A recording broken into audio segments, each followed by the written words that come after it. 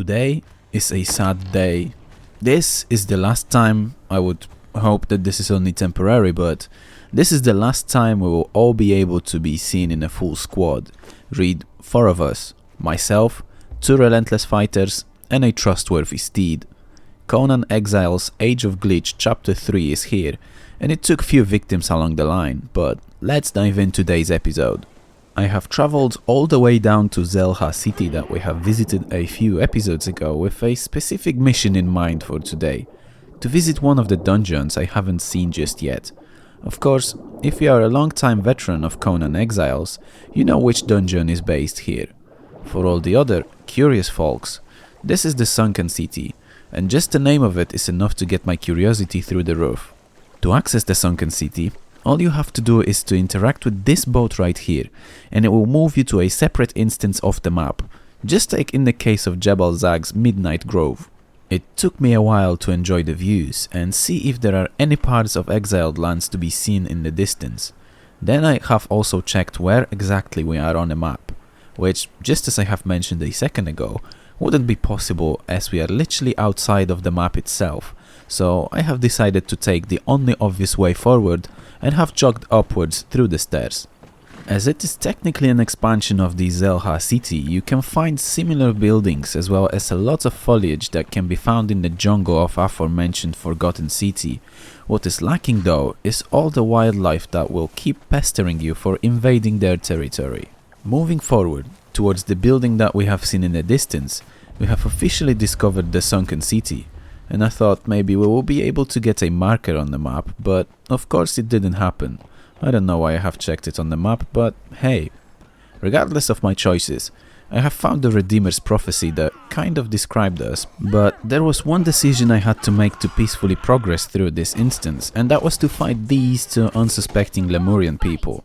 This brawl was nothing special, however, pushing our journey forward, I have noticed even more potential enemies on our path, so I have promptly dealt with them, as well as this is where I have noticed that they drop epic Lemurian warrior armor set pieces like it was a giveaway.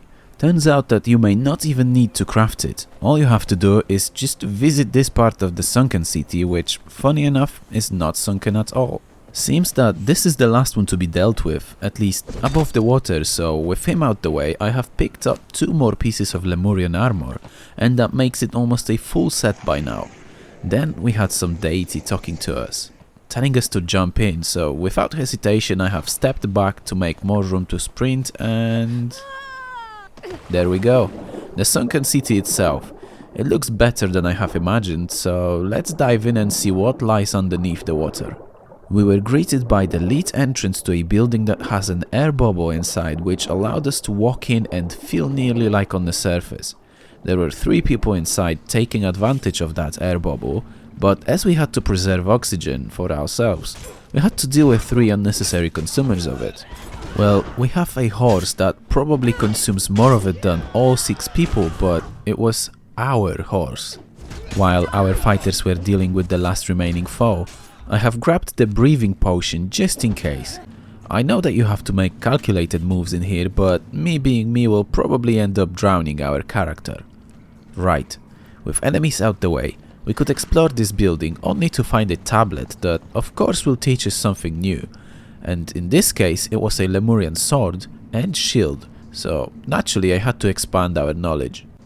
Let's dive in once again and see what hides in other sunken structures around here. As you can see, there are quite a few of them, so I hope we'll be able to explore all of them, and hopefully each one will be a house to something different than what we have seen so far. You know, I have mentioned calculated moves? Yup, this is a pure example how I nearly died trying to get here. You can see that even Shelby was exhausted trying to get here. I would say even surprised that it has managed to get here at all. Walking up the stairs revealed nearly the same construction as we have seen just a second ago, but this time we have been greeted by a single creature that didn't resemble of anything I have seen so far in this world. Human-like, but covered in scales. Also being a mini-boss, as per usual that meant it would be a damage sponge. We have received a last missing piece of Lemurian armor set as well, and I have read somewhere that harvesting the remains will yield scales of Dagon, which will be useful to craft Dagon-based items. I can confirm that it's true, at least that scales of Dagon are a thing. Okay, I jumped back into the water, and this is the crucial part in our journey. This was the last time that all three of our companions would be by our side. Game just decided to troll me and just removed sand from this instance. I have searched for them where they have been left, but to no avail. Anyways, I have been even closer to drowning in here this time, and once I have emerged, I have spotted a similar creature, but this time it did not have a human face. It was more like a fish, if I may say that. Now is also a moment where the game decided to remove remaining 2 followers, and as I was left on my own here, and I didn't want to backtrack yet again, I decided to try and solo fight against that thing. My armor wasn't best suited for this job, but I have managed to deal with it, performing tons of dodges, some of them unsuccessfully, and drinking liters of aloe extract to stay alive. Combination of these methods allowed me to defeat the scaly opponent and grab some more of Dagon scales, as well as loot all of the chests that surprisingly contained only silver and gold products inside. This time, before I jumped back into the water, I have used a breathing potion, so maybe I could avoid nearly drowning this time. Then, right outside the chamber, I have found yet another chest containing more treasure in form of gold bar and a few silver coins. Our target structure was slightly bigger this time, and to be honest, I haven't expected it to be blocked off from the inside. I have noticed something I wanted to fight with, but first of all, that is the last time I was accompanied by anyone, and secondly, I needed to navigate my way out of here, and the suggestive path on the right side has told me where to find my way in, so I have just followed it. Right next to the slightly bigger building, there is a distinctive structure which was similar in size. However, instead of walls, there is a grid or grating in place, so who knows? On the inside it may be as different as it was outside, so let's check it out. And as I have suspected, it already is a different place than what we have seen so far. Instead of an enemy ready for battle, we have got some prisoners locked behind a massive gate. I tried to find a way to open it up, but I was either blind or there is no way to get that done. Comment down below if I have missed something, as I will be coming back here for sure. As I couldn't find a way, I have decided to go to the right side of this tunnel, and when I have seen one of these mini bosses that I have fought, I have just turned around and chosen to go to the left side instead. You know, I didn't fancy fighting for nearly 10 minutes on my own yet again. Once I got here, I have spotted a lesser Dagon creature, and I tried to trick it, but it sensed me anyways, so I had to commit to a fight which was not really difficult. What I can tell you about these creatures is that they also drop scales of Dagon, so happy days. We have an easier way to obtain the same amount of potentially necessary resource. What is a bit unsettling about this location is that there are many prisoners in here.